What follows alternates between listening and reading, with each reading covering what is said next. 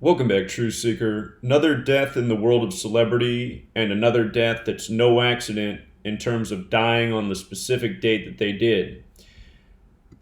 Tony Fernandez, baseball great, excellent shortstop, someone I looked up to as a child. Baseball was my sport, shortstop was my position.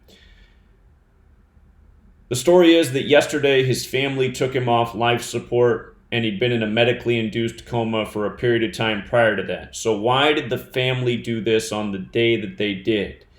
And before I go any further, again, we've seen so many stories like this, celebrities dying on the most perfect day that they could possibly die on, which is now true for Tony Fernandez, as we'll get to. And the family's around. And it just makes me wonder what's going on. Is the family being paid to essentially pull the plug on their blood relative? Or is the family part of this satanic cabal that takes people's lives by the numbers? I still don't have the answer to that question, but I can show you no doubt why the family pulled the plug on February 16th, 2020. First of all, notice that he's dead at age 57. Spring training's about to get underway. The 2020 baseball season's about to get underway. Every year we document the death of athletes who die at ages that connect to the sports championships, and they're all part of the riddle for the upcoming season. You know, last year before the NFL season began, we pointed out the Chief who died on the 100th day of the year. I forget if the other Chief died on May 4th. I think that was right, but it was the 100th NFL season, concluding with Super Bowl 54. Before the season began, we thought the Chiefs were the most likely team to win the Super Bowl. We saw it was probably the AFC's year. We talked about that all year. There's a lot of pieces to the puzzle, but again, every year these deaths are part of the pieces of the puzzle. So this man's dead at 57, big World Series number.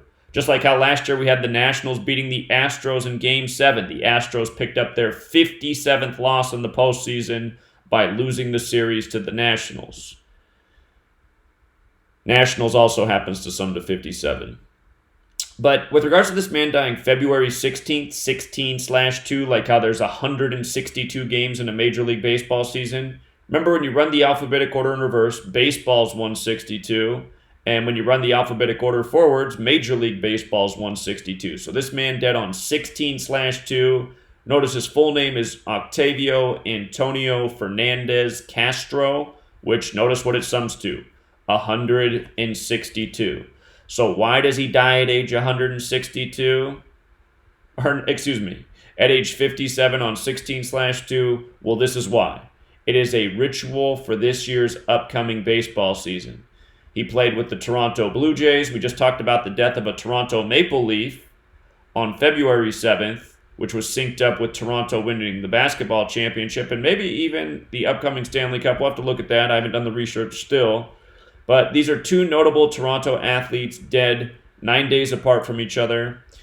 And from his last birthday to his death was 33 weeks. To his upcoming birthday, his birthday is June 30th, is 135 days. His full name also has Gematria of 135. The difference between the 135 and the 162 is alphabetic order forwards and reverse. You got to know it both ways. You got to know it both ways to see the totality of the ritual. So again, this is why he's dead on the most perfect day of the year. He couldn't die on a more perfect date in light of what he's remembered for and what his name was.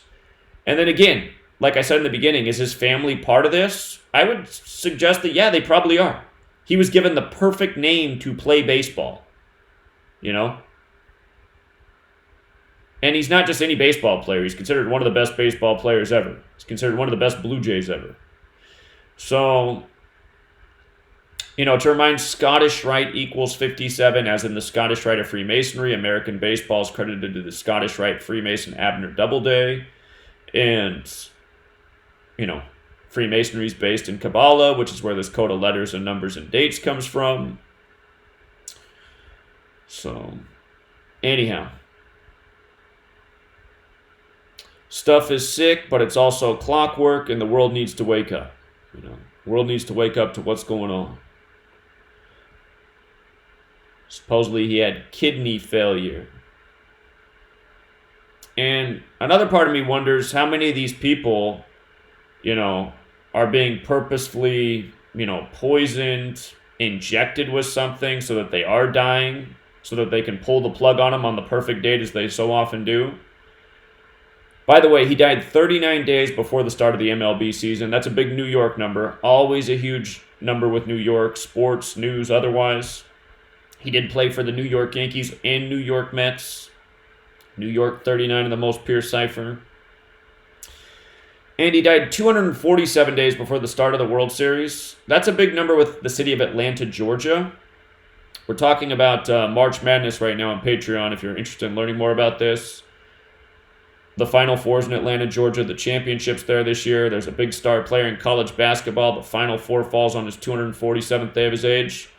In light of 39 and 247, Cumberland equals 39. That's where the Atlanta Braves now play. There was a big ritual last year in the postseason with the Braves and Jimmy Carter. And Jimmy Carter was the 39th president. So I'm thinking about that too. Jimmy Carter's getting up there. Could Jimmy Carter pass sometime this year? Very possible, you know. All this stuff's related. It's just like how last year we were able to call it Nationals over Astros World Series based on the death of George H.W. Bush. It was all connected. All this stuff is riddle and script. Scottish Rite of Freemasonry controls government, media, sports. For anyone who comes across and thinks it's all crazy and hearsay, I feel bad for you. You're not the person who's betting $25 and making over $10,000 off this knowledge. And it shouldn't be about that, but I'm just saying, you know, the people who think this is crazy, they're not doing those things. The people who listen and pay attention, they are. And those are just facts. Zero exaggeration. So,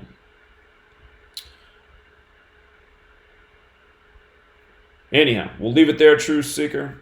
Till next time.